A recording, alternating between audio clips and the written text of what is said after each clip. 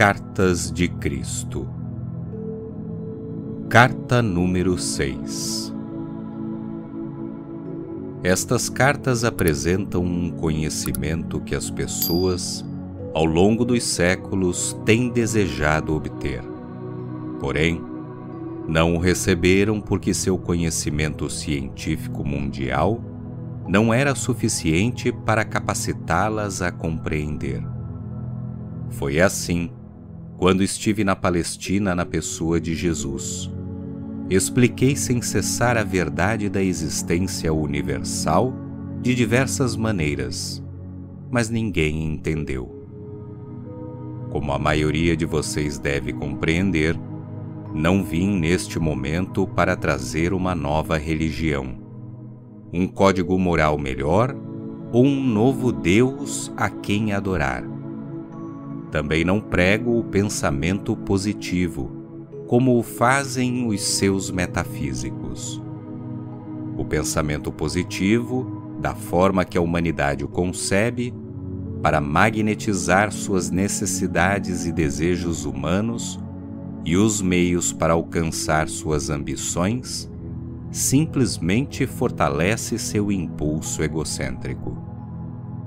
Todas as coisas abençoadas e generosas serão manifestadas em você e em sua vida à medida que você compreenda que o universo inteiro é consciência universal transcendente, tornada visível quando ela toma forma material através da atividade do ego.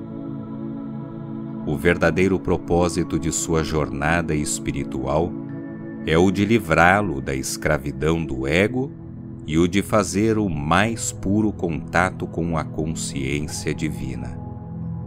O seu destino final é o de reconhecer sua onipresença, tanto dentro de você como também em todas as suas atividades diárias. Seu objetivo espiritual supremo é chegar a um momento espiritualmente elevado em que você finalmente compreenderá que sua mente humana e seus desejos são finitos. Portanto, eles nunca poderão levar você à felicidade e à realização que experimentará quando abandonar a sua individualidade e vier à consciência divina, pedindo unicamente pelo caminho mais elevado, pela vida mais abundante e pelo verdadeiro propósito espiritual, que você somente pode cumprir em seu estado terreno. Assim, para ajudar você a alcançar este alto ponto de compreensão, detalharei as origens e função do ego. Enquanto contemplo seu mundo, vejo uma dimensão atualmente controlada pela força do ego. Todas as coisas más em sua decadente sociedade atual, em suas enormes cidades sem alma, surgem da força do ego. Essa é a fonte de toda atividade cruel, mentirosa e pervertida que está atualmente em operação em seu planeta. Essa força controla os meios de comunicação, a TV, as famílias e nações. Produz as guerras em todo o planeta. Cria um miasma turvo de energias de baixa consciência que as entidades espirituais elevadas percebem e que é por demais horrível de se contemplar.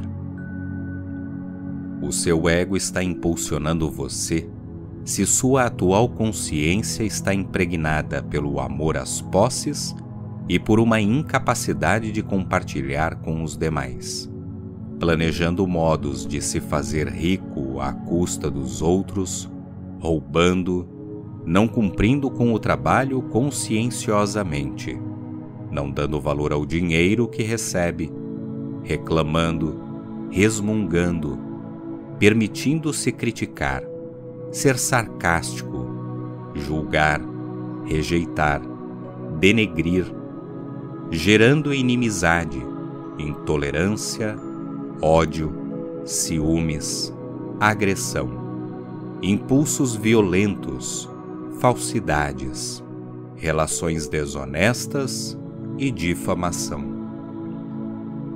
Seu ego está no controle e você terá dificuldades para deslocar-se através do miasma da consciência egocêntrica para poder ver a realidade. Por esta razão, por meio destas cartas, para ajudá-lo a compreender exatamente o que está aprisionando você nas suas condições atuais, neste horror que a mente humana não poderia imaginar há um século, agora passo a explicar mais detalhadamente o ego. No momento de sua concepção, durante o ato sexual, quando a consciência de seu pai se elevou via espinha dorsal até o alto da cabeça e a tensão atingiu seu ponto máximo, a consciência de seu pai tocou brevemente a consciência divina, criando um relâmpago, uma pequena explosão, que ele viveu sob a forma do orgasmo, após o que uma injeção de consciência divina infundiu-se em seu sêmen para dar vida ao óvulo de sua mãe. No momento da união com a mulher e a exploração da tensão do homem no momento do orgasmo, reproduz o momento do Big Bang, quando a unidade da consciência pai-mãe explodiu em energias separadas e tomaram forma as primeiras partículas elétricas, assim como a matéria aleatória. A consciência pai forneceu a energia de atividade e ímpeto, e a consciência mãe forneceu a ligação para dar forma e substância às partículas elétricas.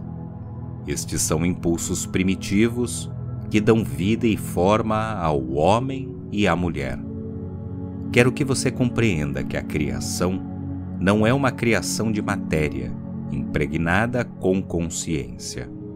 A criação é uma forma visível dos impulsos originais, atraídos e reunidos em formas e entidades individuais, todas expressando facetas e combinações diversas dos impulsos originais, em uma imensidade de maneiras diferentes.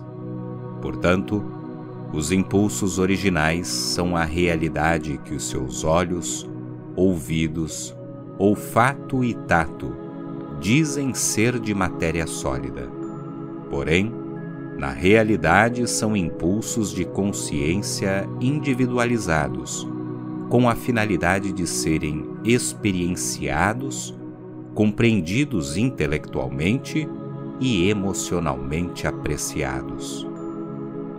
No momento da concepção, quando o sêmen se une com o óvulo e acontece o acasalamento, os cromossomos de consciência masculina se unem aos cromossomos de consciência feminina.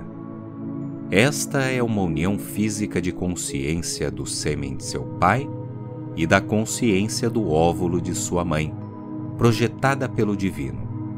E assim, os cromossomos de consciência masculina e feminina levam gravado o padrão genético do DNA do pai e da mãe. O momento da união física do sêmen e do óvulo é conduzido em 2 níveis de criatividade. A injeção da consciência divina se tornou sua alma corporificada na união da consciência humana, do sêmen e do óvulo. O corpo físico foi criado, impulsionado pela consciência pai, mãe, vida, a qual controlou a atividade e a ligação das células conscientes, produzindo o gradual crescimento e desenvolvimento de seu corpo físico, que é realmente a consciência tornada visível em cada nível do seu ser, e nada mais. A alma permaneceu como uma chama inviolada, da vida pai-mãe, profundamente entrelaçada nos impulsos físicos de atividade, ligação, repulsão. Isso se converteu em sua individualidade e personalidade terrenas. Incorporados nos transcendentes impulsos de vida da consciência divina Pai e Mãe, esses impulsos de consciência agora se encarregam do processo de criação de sua consciência física e se tornam a força impulsionadora de sua personalidade. Juntos, atividade e ligação trabalham para construir uma célula consciente após outra, segundo as especificações da consciência contida nas moléculas de consciência do DNA. Tanto a personalidade como o corpo são os produtos desses impulsos humanos de atividade, ligação e repulsão. Enquanto a consciência universal permanece para sempre em equilíbrio no espaço e, portanto, imperceptível nesse mesmo espaço, em frequências vibratórias, os impulsos primitivos de atividade, ligação e rejeição trabalham juntos na dimensão visível, aparecendo aos seus sentidos sob a forma de eletromagnetismo.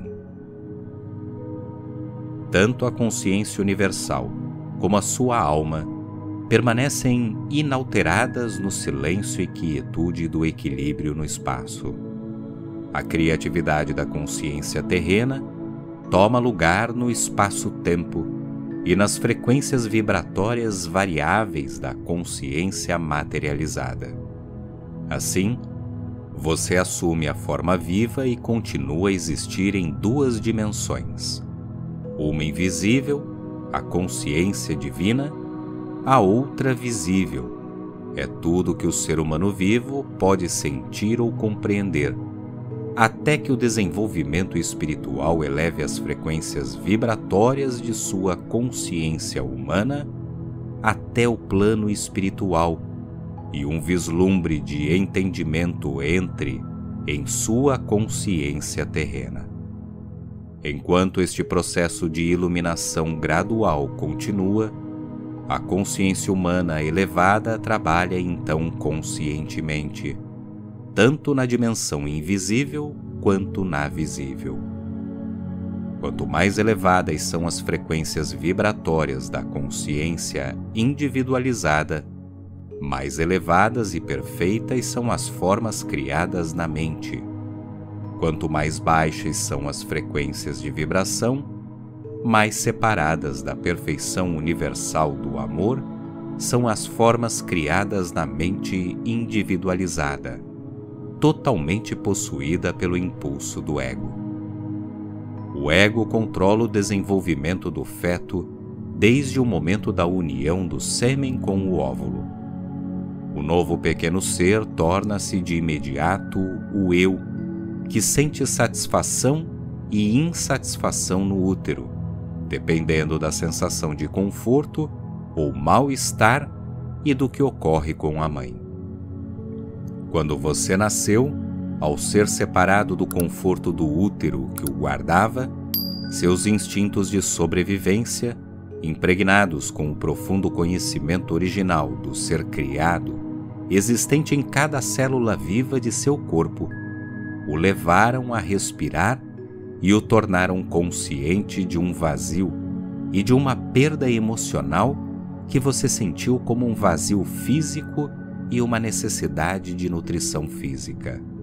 E assim, nasceu o choro de seu ego. Quando chorava, sua mãe lhe dava de mamar, o que era profundamente satisfatório, tanto física quanto emocionalmente. Quando suas necessidades eram plenamente satisfeitas, podia voltar a um estado de equilíbrio no sono. Quando você despertava desse equilíbrio, sentia uma sensação de insegurança. O equilíbrio estava agora dividido em conhecimento mental e emocional. Você recordava que sua mãe e seu leite representavam a satisfação da necessidade de segurança. E assim você chorava de novo. Então suas necessidades eram satisfeitas novamente. Assim se desenvolveram os seus impulsos do ego. Você às vezes chorava e humanamente decidiam que ainda não era hora de alimentá-lo, deixando chorar durante algum tempo. Isso trouxe para você a consciência de que as necessidades nem sempre eram satisfeitas de imediato e que havia necessidade de se adaptar. Você acolhia a raiva e chorava com mais força, ou escolhia a aceitação. Sua escolha de reação dependia das características do impulso do ego, gravadas em sua consciência ao nascer.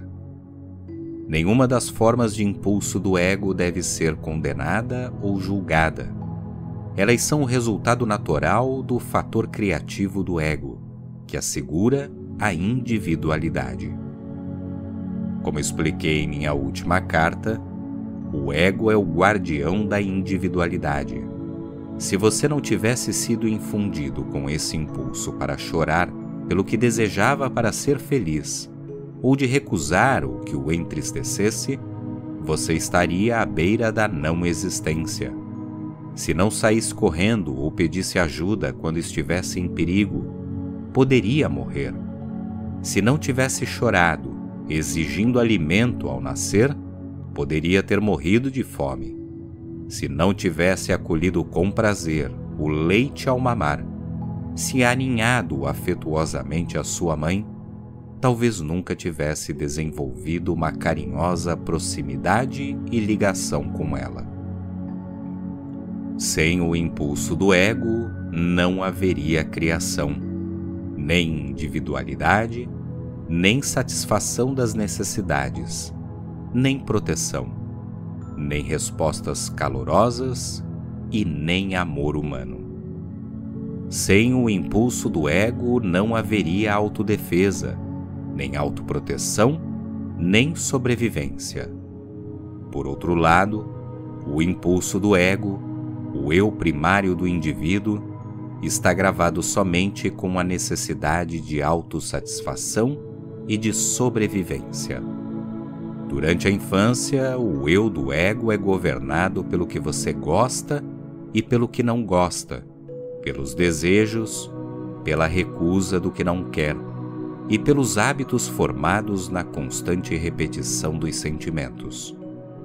Os maus hábitos se estruturaram sob a forma de respostas inaceitáveis do ego às experiências pessoais e ao ambiente, e são gravados no inconsciente ou no subconsciente, onde permanecem ocultas. Eles surgem em padrões repetitivos de comportamento quando a memória de circunstâncias e modos de comportamento anteriores inconscientemente trazem-nos à mente. Então, a mente subconsciente e a mente consciente começam a trabalhar juntas para desenvolver a personalidade. Grande parte do comportamento se torna comportamento condicionado e é muito difícil de mudar. Quando a pessoa está inconscientemente programada, com fortes hábitos egocêntricos de pensamento e comportamento, e encontra dificuldade para viver com outros em harmonia, essa pessoa dirige-se a um psicólogo para que ajude a desvendar a complexidade de seus problemas mentais e emocionais.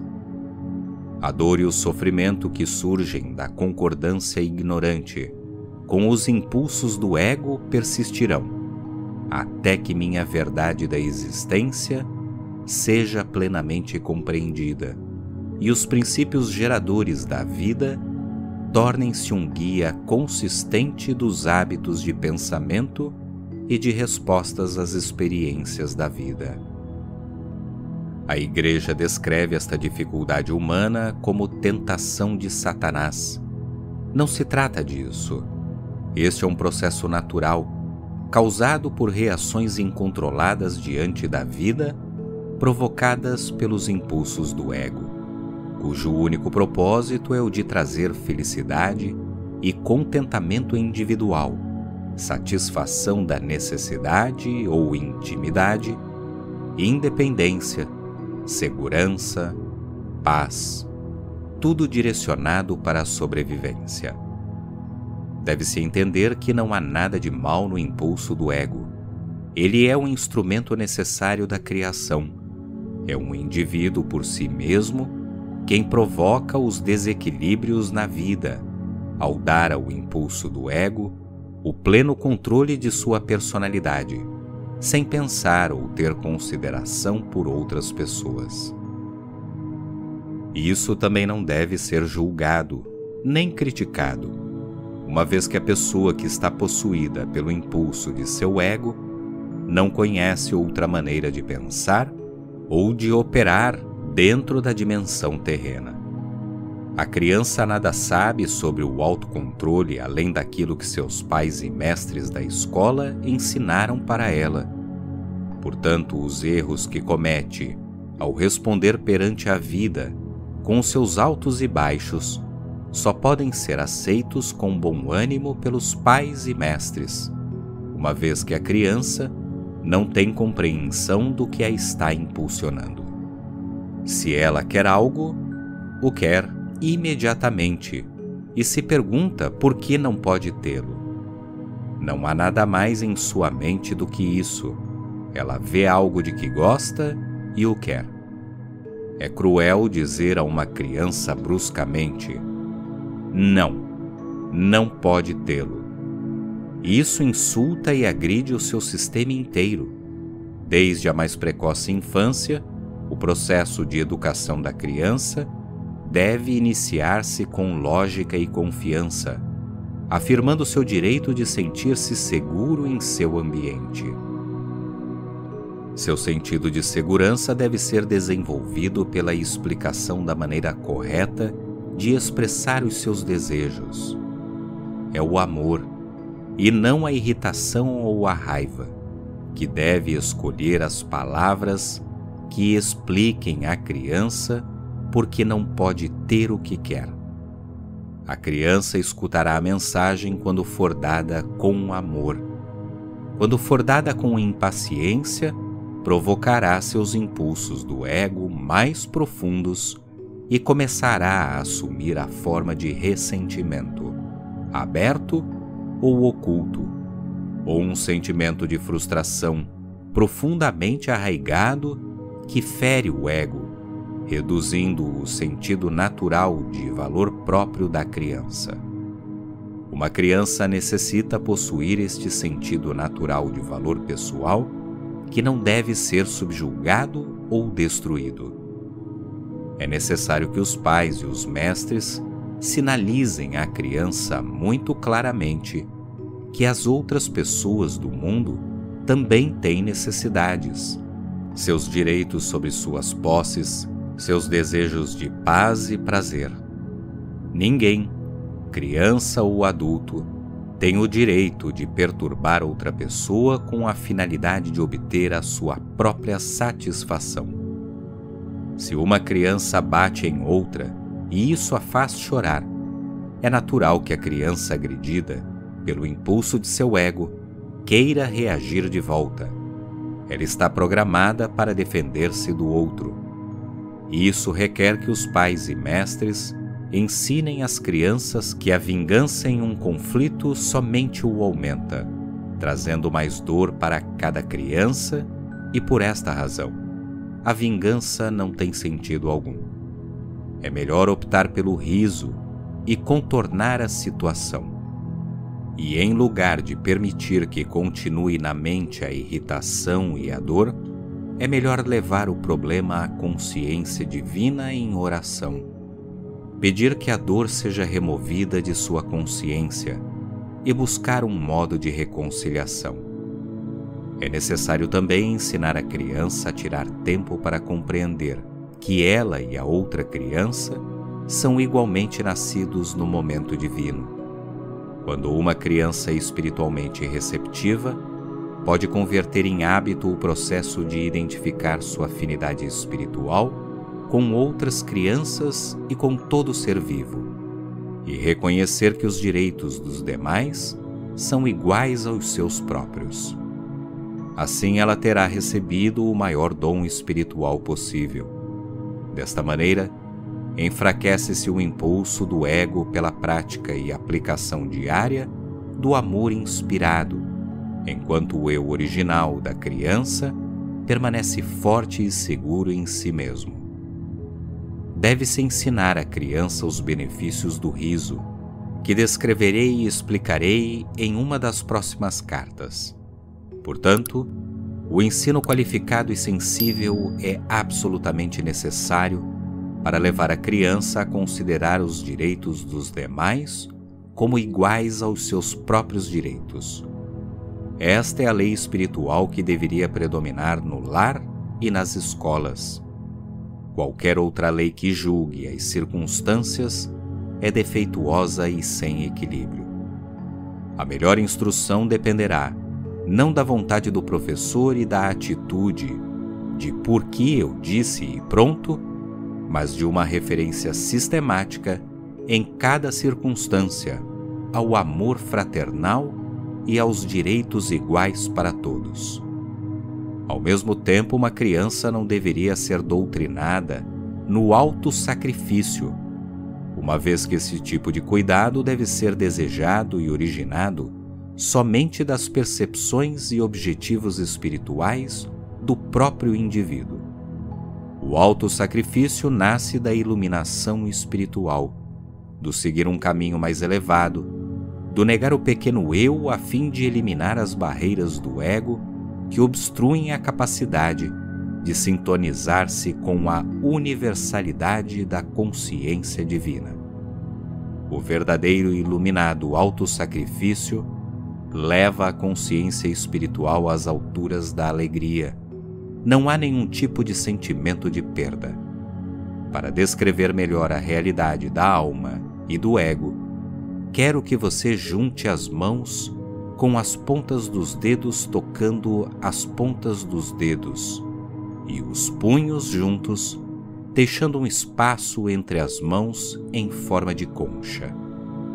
As mãos representam a concha da consciência humana de uma pessoa, o ego.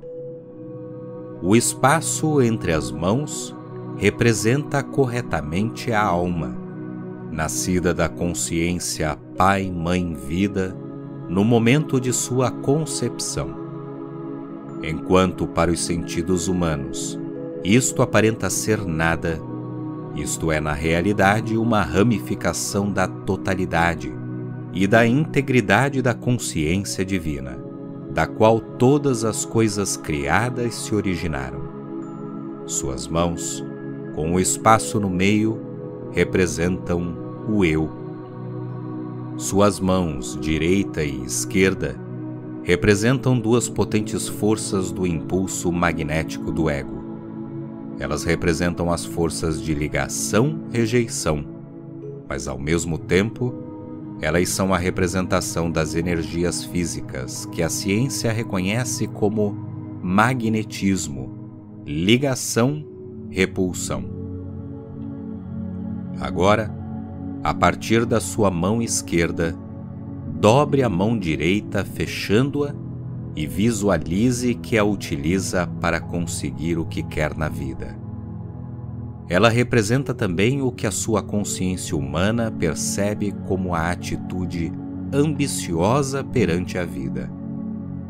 Concentre-se nesse exercício e observe que sua mão direita representa a força magnética da natureza, o vínculo, a atração, a gravidade evidente em toda a natureza. É a fonte de todo querer e desejar. É o impulso magnético que está sempre direcionado para conseguir o que seja necessário ou muito desejado e prazeroso na vida. Este impulso magnético tem a intenção espiritual de ser dirigido para os propósitos edificantes, ganhando, sustentando, construindo e alcançando. Se não houvesse outras pessoas ou criaturas vivas no mundo, o impulso magnético poderia ter pleno domínio em uma personalidade e não causaria nenhum dano. É somente quando se tem que levar em consideração as outras pessoas, outros seres vivos, ou suas posses, ou os seres queridos de outros, que o incontrolado impulso magnético que atrai, liga, agarra e retém, se torna uma doença da personalidade, se não está equilibrado com as necessidades de todos os outros seres vivos.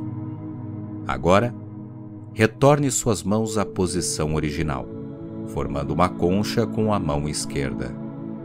Então, leve sua mão esquerda para trás e visualize que ela representa um impulso magnético de repelir, empurrar, esbofetear ou defender-se de qualquer invasão não autorizada de sua propriedade, posses ou qualquer ataque sobre sua pessoa, família ou trabalho. Esta mão esquerda representa um impulso magnético de rejeição, cuja intenção espiritual é a de assegurar privacidade e segurança em sua vida. É uma arma legítima quando sua sobrevivência física ou emocional está em jogo, contanto que você sempre se lembre de que cada ação sua é um padrão eletromagnético de atividade, atração-repulsão, em consciência que repercute e, no final, se exterioriza na forma de um ataque similar sobre si mesmo. O aborrecimento pode vir sob a forma de uma crítica por parte de seus pais, professores ou chefe. E as palavras de autodefesa que afloram a sua mente e saem de sua boca são palavras do ego completamente motivadas pela autodefesa, expressando o impulso magnético de repulsão e rejeição. Enquanto suas palavras egóicas de ataque se incendeiam num discurso irado, assim também o ego de seu rival é igualmente ameaçado e surgem dele ou dela palavras de autodefesa contra você. O que pode ter começado como uma ação adulta necessária, apontando algum erro e uma maneira melhor de atuar, frequentemente é entendida por um ego sensível e autocentrado como um ataque pessoal. O que deveria ter sido um instante de crescimento transformou-se em um tempo de conflito, raiva, possíveis lágrimas, ressentimento contínuo e mútua hostilidade. Em situações como essas, inesperadas, rápidas e desnecessárias, se gera um conflito na mente, expressado em palavras, mesmo em ações, que se perpetua através do ressentimento e do ódio. Lembre-se que cada atividade mental, o pensamento e as reações emocionais, de atração e repulsão, são todas energias criativas da consciência. Estas energias da consciência criam as formas desagradáveis que repercutem, desenvolvem a direção do caráter e afetam os relacionamentos em geral e o meio ambiente. E elas reduzem a vitalidade do corpo, conduzindo diretamente a uma sensação de mal-estar físico e uma infecção viral ou a uma doença crônica. Quando é atacado de algum modo, o caminho mais elevado, um caminho unicamente de repercussões construtivas, é o de recordar que você pode chamar instantaneamente a consciência divina, da qual receberá imediatamente proteção em qualquer eventualidade. Todavia, isso só é possível se você puder ir além do impulso magnético de resistência do ego, com a perfeita segurança de que a consciência divina atende cada uma de suas necessidades. Agora, volte sua mão esquerda para sua posição original, junto à mão direita. Perceba que durante o exercício, o espaço entre as mãos permaneceu um espaço. Ele não esteve envolvido em nenhuma atividade de suas mãos. E assim é com sua alma, quando o seu ego está ocupado, segundo após segundo, sempre e para sempre, em alerta para realizar as suas necessidades e para defender você de qualquer aborrecimento. A consciência divina de sua alma fica oculta, ainda que esteja sempre em seu interior. Quando estive na terra, falava com as pessoas sobre o reino dos céus. Eu disse que ele estava dentro de cada um, e assim é a sua alma. É a morada do equilíbrio da consciência divina, que deu para você o ser como futuro homem ou mulher. Desejo muito poder depositar em sua mente uma visão mais ampla de sua fonte de ser, para que você possa perceber com um pouco mais de clareza o seu começo, de onde você veio. Você também deve compreender que sempre que pronuncio uma palavra para descrever aquele que verdadeiramente não é conhecível, eu mesmo estou nas mais altas frequências infinitesimais de vibração, no limite do grande equilíbrio universal, de onde todas as coisas retiram o seu ser e a sua forma.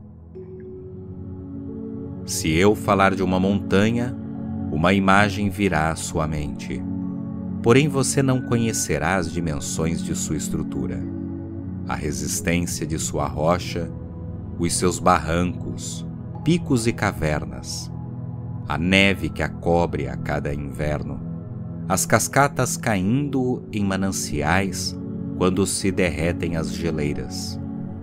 Para que você tenha um vislumbre da grandeza da montanha, eu teria que entrar em uma descrição detalhada de cada canto e recanto. E mesmo depois da explicação verbal mais detalhada, você teria somente uma imagem mental para sua inspiração. Você ainda não conheceria a montanha. Se eu falar de um furacão, posso trazer à sua mente a imagem das árvores dobrando-se em direção à terra, arqueadas pelos fortes ventos, os muros desmoronando, as vigas quebradas, os ladrilhos e telhados voando, janelas destroçadas, carros virando e grandes árvores arrancadas. Porém, até que o tenha experimentado pessoalmente, você nunca conhecerá a força e o ruído daquele vento, o estrondo da alvenaria caindo e o terror que aquilo gera no coração das pessoas que têm de suportá-lo. E assim é quando tento descrever para você aquele que deu o seu ser a toda a criação. Você pode apenas imaginar, mas não pode saber. Você começará a ter alguma ideia do que tento explicar somente depois de ter experimentado por si mesmo tudo o que eu disse a respeito. Portanto, não deixe que ninguém que tenha lido minhas cartas discuta com quem quer que seja, ou negue a verdade do que estou ensinando, ou rejeite as minhas palavras, pois eu digo verdadeiramente que vocês não podem conhecer plenamente aquilo que ainda não experimentaram. Apenas aqueles que me seguirem com aceitação e fé na meditação diária, na purificação da consciência e na oração fervorosa, pedindo iluminação, no final obterão vislumbres cada vez mais profundos e, portanto, experiências daquilo que a criação mesma pode dar acesso, à consciência divina. Talvez você se pergunte: qual é a diferença entre a consciência universal e a consciência divina? A consciência universal é o reino universal do espaço, onde ninguém pode entrar ou acessar, uma vez que ele permanece em um estado de equilíbrio e de energia autônoma. A consciência divina é a reunião dos impulsos originais dentro da consciência universal, que foram liberadas para converter-se na atividade e na substância da criação no momento do Big Bang. Impulsos se dividiram na explosão e, então, se reuniram num estado de mútua retenção. Estavam destinados a trabalhar para sempre no reino criado, separadamente, se manifestando como energias ou em conjunto, retidos em equilíbrio. É somente nesse reino da consciência divina que a ciência pode penetrar. Tendo dado esta descrição da consciência universal em palavras intelectuais, você não estará mais perto de poder apreciar a sublime magnificência e grandeza do poder, nem da beleza, da alegria, da harmonia, do êxtase contido na cor e som, muito além de sua dimensão. Somente nós, que ascendemos nas frequências vibratórias da consciência até os portais ou limites do equilíbrio da consciência universal, é que experimentamos e podemos irradiar, sem desejar realizá-lo, o êxtase da autoconsciência do verdadeiro potencial, a maravilhosa alegria da realização pessoal, sem levantar um dedo. Uso este último termo como uma metáfora, uma vez que, mesmo mantendo a minha individualidade, sou ativo apenas em consciência e já não sou, de nenhum modo físico. Não tenho sido desde a minha contínua ascensão espiritual em outras dimensões, depois da minha morte na cruz. Talvez você se pergunte como é possível que impulsos universais tão enormes estejam em um estado de equilíbrio. Eles estão em um estado de igualdade e mútua retenção. O impulso do amor atrai e nutre, sustentando-o e mantendo sob controle a vontade criativa e ativa. Só posso explicar este fenômeno usando estes termos simples. Se colocar a palma de uma mão em cima da palma da outra, com as pontas dos dedos de cada mão tocando o pulso da outra mão, e tentar separá-las ao mesmo tempo que as mantém firmemente apoiadas uma sobre a outra, terá alguma ideia do significado de equilíbrio ou retenção mútua. Além disso, você deve compreender que, ainda que as mãos estejam aparentemente expressando um fenômeno físico, na realidade são governadas e expressam impulsos que se originam em seus cérebros. Seu cérebro pode ser o veículo para expressar ideias conscientes, impulsos, mas na verdade, o impulso é a realidade de todo movimento de todo tipo, e não o cérebro físico, que é simplesmente um instrumento de expressão de tais impulsos. Tenho trazido a você apenas uma narração intelectual da consciência universal. Como posso descrever para você o poder latente, a magnificência da reverência, o êxtase, a felicidade radiante, o absoluto estado de satisfação, paz e harmonia de seu ser? Ainda que você possa contemplar e compreender que desta imensidão de consciência o universo inteiro tomou vida e forma, você não poderia perceber mais do que um elétron da vasta, incomensurável, alegre realidade que é a consciência universal. Para compreender integralmente a natureza da criação, as razões plenas pelas quais o ego funciona como o faz, e por que as entidades criadas sentem os impulsos que sentem, deve-se entender que a natureza e a qualidade da consciência universal são alegria radiante, realização e felicidade. Isso é o que eu chamei de o reino dos céus dentro de você, dentro de sua alma, dentro dos recessos mais profundos de sua psique, que é o intermediário entre o esplendor de sua alma e a sombra do próprio ego. Voltar a esse estado transcendente de glória, beleza, felicidade e harmonia do ser é o anseio mais profundo de sua alma. Esse anseio constante, essa recordação inata e inconsciente de equilíbrio e paz, felicidade e harmonia, é o que impulsiona o ego, através da psique, a manipular o ambiente em seu favor. Seu firme propósito é o de trazer você de volta ao estado original de glorioso êxtase, do qual se formou sua alma, seu ser e sua forma.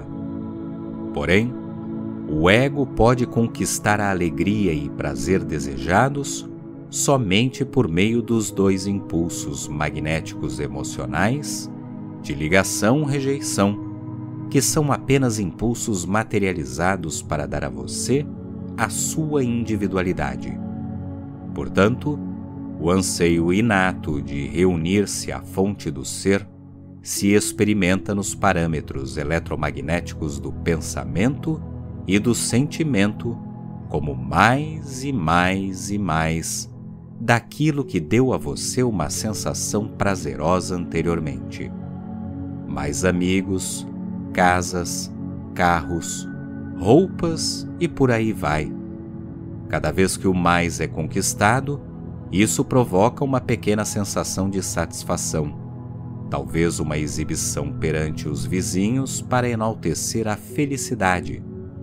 Marca-se um ponto e tem-se um pouco mais de satisfação. E logo a novidade passa, a nova posse se torna trivial, os sentidos se acalmam novamente, em equilíbrio, e começa o cansaço mental. A rotina se torna monótona e aborrecida. Para gerar um pouco de vida, o ego encontra outro objetivo a ser alcançado, para proporcionar excitação e prazer. E assim, a vida é uma perseguição sem fim de satisfações pessoais de diversos tipos, deixando a alma oculta, malnutrida, insatisfeita, ainda ansiando por algo mais. Mas o que é que o meu eu mais profundo está desejando? Você se pergunta em desespero. Quando uma pessoa consegue entender a verdadeira fonte de seu vazio e de seu contínuo anseio interior de ter mais daquilo que me fez sentir bem antes, e começa a meditar para fazer contato com aquele que lhe deu o ser, um pouco de equilíbrio divino se filtra através da consciência humana. O vazio começa a diminuir. Se de fato tal pessoa vislumbra algo de eterno e do verdadeiro objetivo da vida, o desejo de mais posses acabará por morrer de morte natural. O desejo por mais posses será gradativamente substituído por uma sincera apreciação do que já tem e um sentido de contentamento constante. Através das experiências e intervenções milagrosas ou das atividades da consciência divina em sua vida diária, a consciência humana se eleva enormemente e aprende que suas necessidades diárias são satisfeitas da melhor maneira. Aumenta-se a fé e a alegria se intensifica. Por isso tenho dito, não vim para ensinar a você a pensar positivamente para atrair ao seu redor as coisas que quer e necessita. Vim para levá-lo de volta ao reino dos céus. Entretanto, não é somente por desejar mais posses que sua alma se encontra presa em sua morada secreta.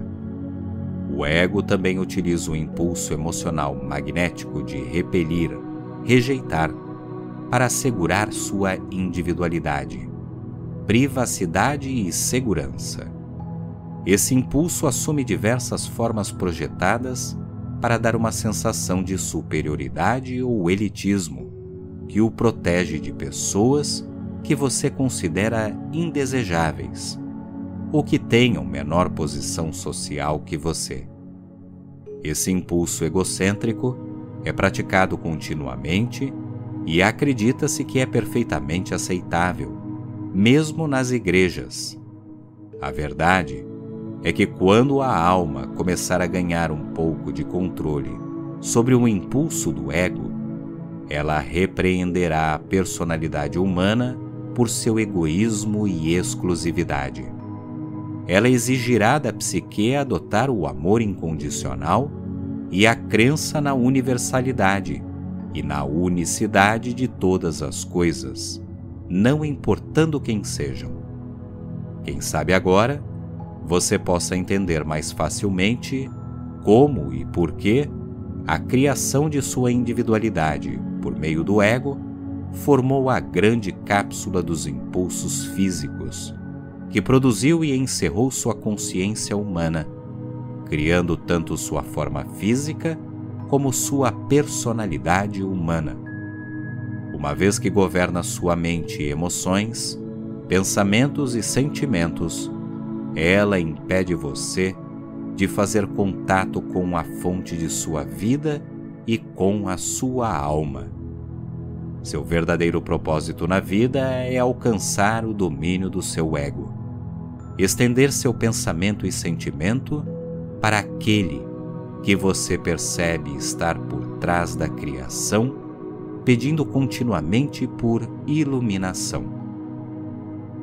Este é o primeiro passo que uma pessoa deve dar em direção àquele glorioso momento em que fará contato com o divino, e em seguida prosseguir através de uma contínua purificação do impulso do ego até o retorno a esse estado celestial, onde nasceu sua alma e de onde procede a sua individualidade.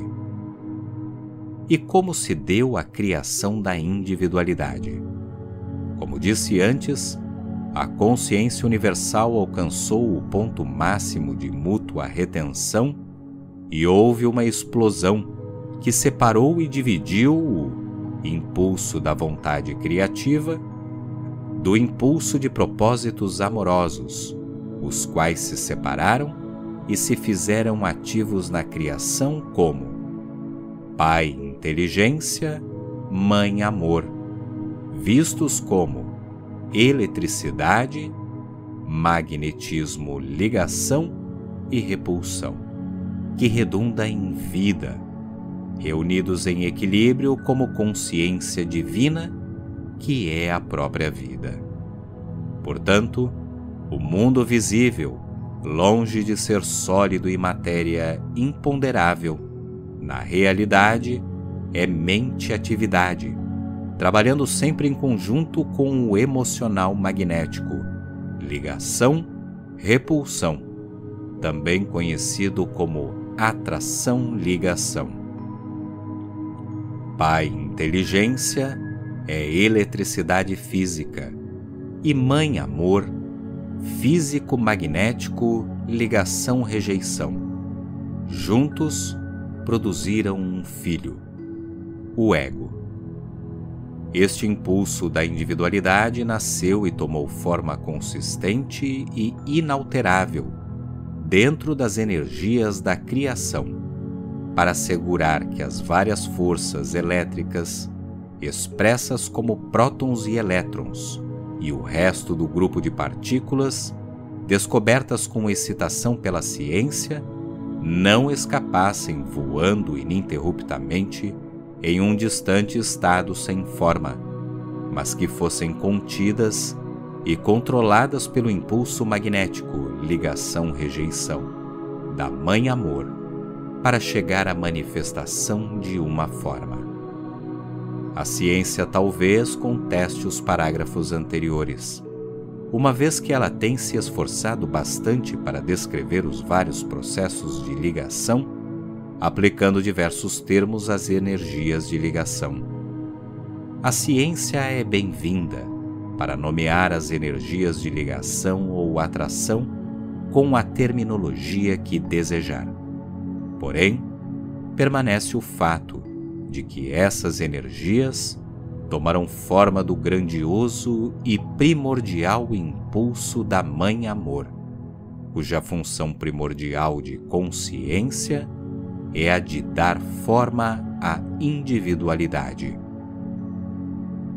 Continuaremos no próximo vídeo com a segunda parte da carta número 6.